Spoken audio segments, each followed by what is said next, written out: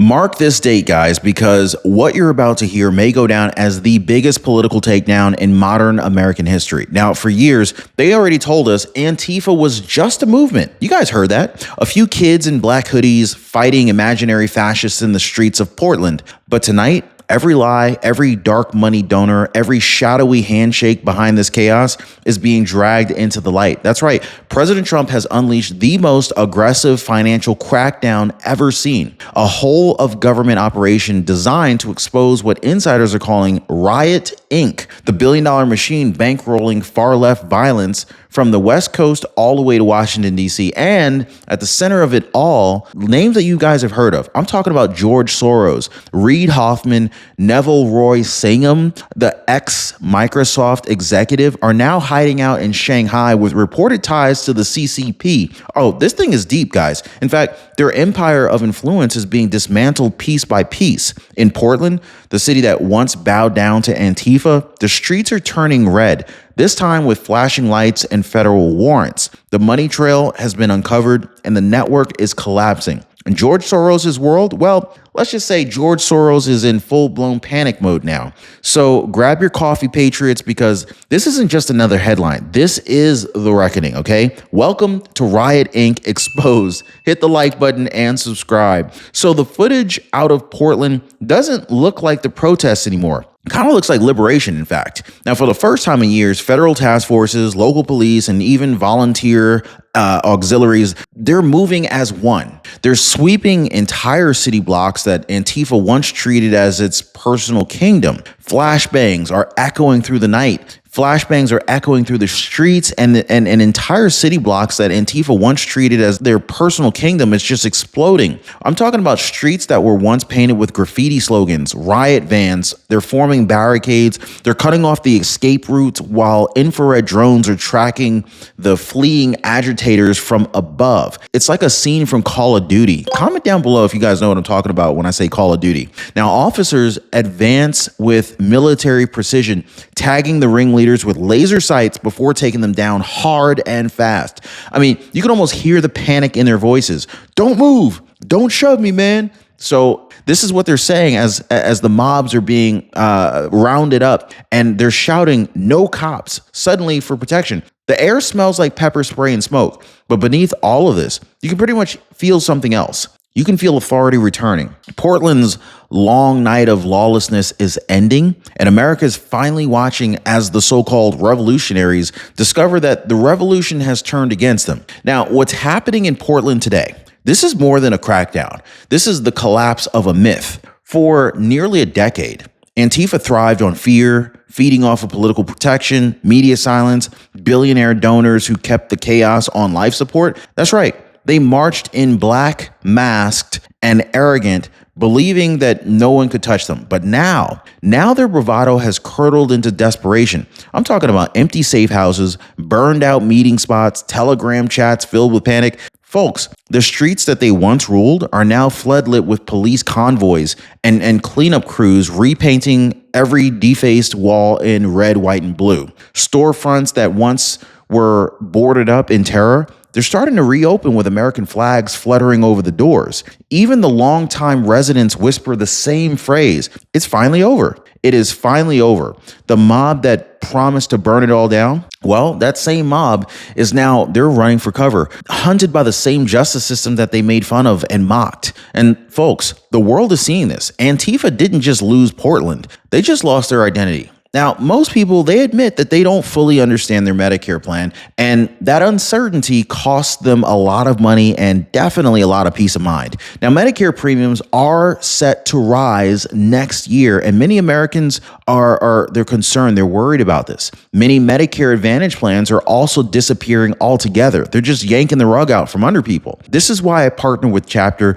Their advisors, they build confidence by explaining your Medicare coverage clearly so that you know exactly where you stand. Now, one of our viewers, she said, "Ron, I finally feel in control of my Medicare plan thanks to Chapter." So let me ask, do you want to stay in the dark? Or do you want to do what most people already are and choosing confidence? Now, most people are already dialing that phone number at the bottom of your screen right there, or they're visiting askchapter.org/Ron. I left a link for you down below. That phone number again is 909-563-8279. President Trump's new strategy is not about chasing masked vandals down alleys anymore. This is about cutting off the oxygen that kept them alive to begin with. Money. That's right. Because behind closed doors at the White House, Trump authorized what insiders are calling a whole of government financial offensive against Antifa's funding networks. Now, this is not a local operation. It's coordinated across the Department of Justice, the FBI, the Treasury Department, and even the IRS. Every dollar that flowed through these so-called activist nonprofits, they're being traced, audited, and frozen. Now, think of it as draining the swamp, but this time they're draining the swamp wears black hoodies. Does that make sense? Agents are subpoenaing donation records, foreign transfers, and the bail fund accounts that kept rioters out of jail. This is financial warfare today. This is sending shockwaves throughout the far left's ecosystem.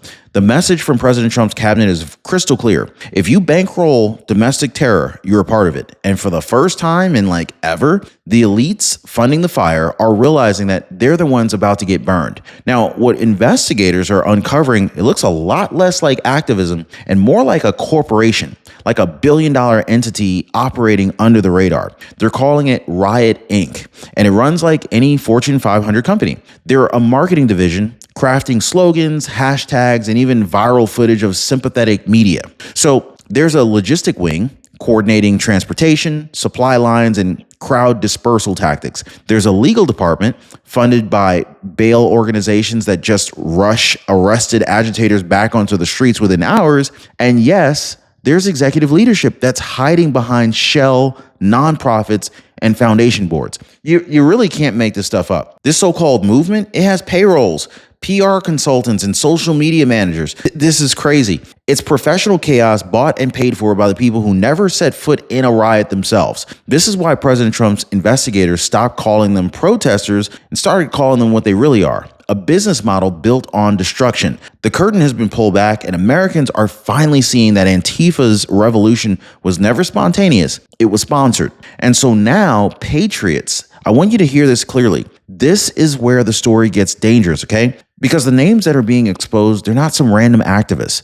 These are billionaires who have been caught shaping chaos from boardrooms and private jets. Investigators have zeroed in on George Soros and his Open Society foundations, reportedly channeling over $80 million into far-left groups since 2016. Then, of course, there's Reid Hoffman, the LinkedIn co-founder and Democratic mega-donor who fueled more than $100 million through the Arabella Advisor Network. This is a web of shell nonprofits that bankroll professional protest groups under the cover of social justice, allegedly. And then, of course, the most explosive revelation yet, Neville Roy Singham, a former Microsoft executive now based in Shanghai, allegedly tied to CCP-linked propaganda networks, accused of injecting another $100 million into U.S.-based Antifa fronts. So the DOJ believes that this trio here, along with smaller satellite donors,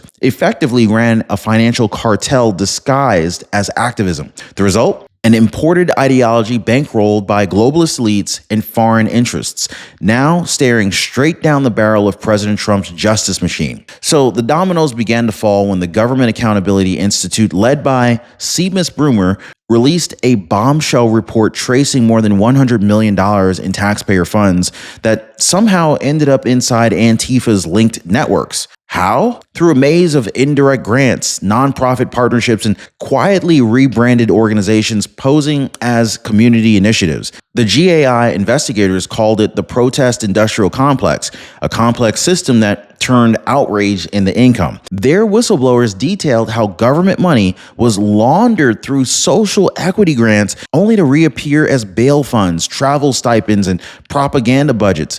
Elon Musk himself reviewed the data and claimed that the real number could be far higher, perhaps even double. The report landed like a thunderclap across Washington, validating what conservatives have warned about for years. And now, with President Trump back in power, those leads are no longer buried.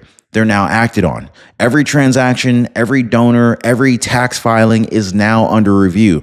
Riot Inc's paper trail, it's unraveling, and it's unraveling fast. So inside the Oval Office, the mood is focused. It's very strategic right now. President Trump recently held a private roundtable that the media barely covered. I wonder why. But guess what? Insiders say it was one of the most consequential meetings of his second term, because around that table sat members of the DOJ, the Treasury, Homeland Security, and several other independent journalists who have been attacked by Antifa themselves. Now, this wasn't about optics. This was about building the roadmap to take Riot Inc. apart piece by piece. Notes leaked from that meeting suggest that President Trump ordered full transparency on every nonprofit involved in funding political violence, right along with public disclosure of foreign connections. The symbolism wasn't lost on anyone.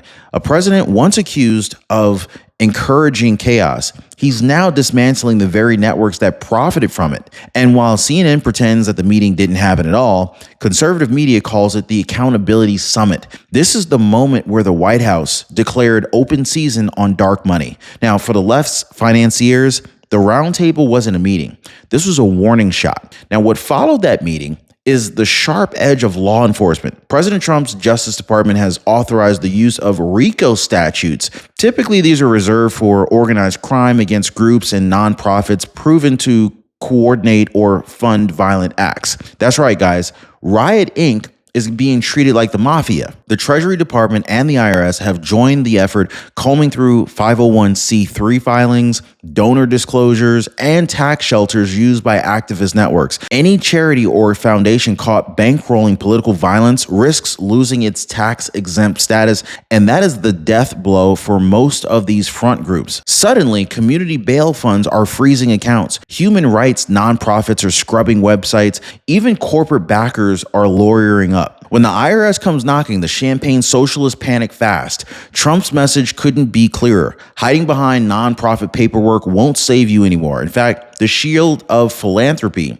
has now become a sword pointed back at those who abused it, and for the first time, justice has teeth. What's happening in Portland is now echoing nationwide. In cities like Chicago, Seattle, and even DC, organizers are vanishing from social media, deleting accounts and wiping their chat logs. Leaked memos from within these groups reveal pure panic, claims that the feds are mapping our donors and safe houses are compromised. Federal warrants have uncovered encrypted communications linking activists in multiple states to the same funding streams that are identified by the DOJ. Silicon Valley's usual defenders are silent, of course. Some are even distancing themselves after being warned of political liability for material support.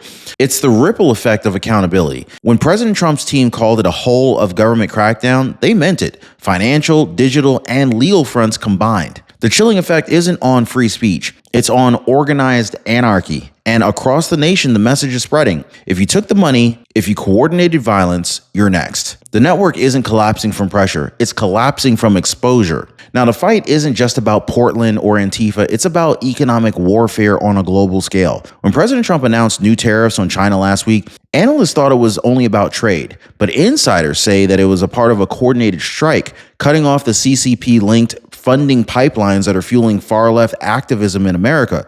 Gold and silver prices have surged as investors pivot towards stability, signaling confidence in Trump's economic revival plan. Even Goldman Sachs raised its 2026 gold forecast to nearly $5,000 an ounce, citing America's return to production and monetary independence. And it's working. Foreign capital is flowing back in, manufacturing is ticking upward, and globalists are losing leverage. Every tariff, every fiscal move weakens the same global networks that once financed domestic chaos. President Trump's war on Riot Inc. isn't just legal, it's financial. He's not only taking down the street agitators, he's disrupting the billionaire infrastructure that built them. And this is why Wall Street's elites and Beijing too are sweating tonight. So what does all of this mean for you who's watching the show today? Well, it means that we're living through a moment in history right now that we will remember as the financial and moral reckoning of the radical far left. Now, for years, they told you that, chaos was normal, that burning cities and silencing voices was progress. But today, accountability has been returned to the American vocabulary. This is your reminder that law and order didn't die, it just regrouped. Patriots, this is not the time to sit back. I want you to share the truth, talk about the investigations, demand transparency from your local representatives, because those Antifa-linked nonprofits, they didn't just exist in Portland. They operated everywhere. And as Trump's task force continues to follow the money, you can bet that they're going to find more cities, more shell companies, and more lies to expose. The silent majority is no longer silent. It is awake. It is alert, and it's armed with the truth. Now, we're witnessing a turning point, but only if we can keep the pressure on and refuse to look away. So, all right, well, the question that everybody's asking right now is this the end of Antifa? Maybe not forever, but make no mistake, their reign of terror has been broken. In fact, the movement that once ruled the streets of Portland is now dismantled from the top down. Their money is drying up, their leaders are on the run, and their global backers, well, they're scrambling to hide from a president who's not afraid to shine a light into the darkest corners of the empire. President Trump promised to restore law and order, and today that promise is being kept. But this fight's not over. In fact, this fight is evolving. The next phase is accountability for every dollar that funded this destruction, every politician who looked the other way, and every journalist who defended the mob. So stay ready, guys, because when history writes this chapter, it'll remember who stood up when America was on the line. Like, subscribe, and share. And never forget, the truth always wins in the end.